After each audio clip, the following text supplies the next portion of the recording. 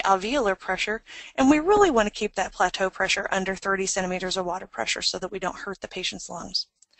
We can measure our minute ventilation, which is our respiratory rate times our tidal volume.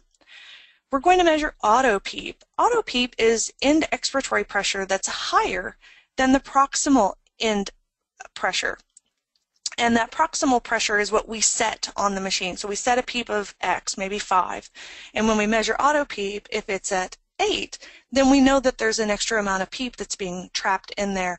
And that's usually from an air trapping disease process, maybe asthma or emphysema, something that requires a much longer expiratory time. We measure total respiratory rate, and we measure exhaled tidal volume. Again, very important because what we put into the lungs needs to come back out, and we need to know if it's all coming back out through that endotracheal tube. So we talk an awful lot about the numbers, but the visuals on your graphics can tell you a whole lot about what's going on with the patient. So when we look at a waveform, these are called scalars, it's important to know where things are measured. So as we're looking at the white picture on the on the left-hand side, you can see the positive deflection, where the patient takes the big breath. It goes all the way up to the peak inspiratory pressure.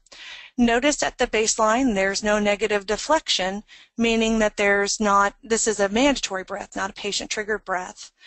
The patient has a peak inspiratory pressure of about 40 centimeters of water pressure, and then there's a slight drop and the patient plateaus.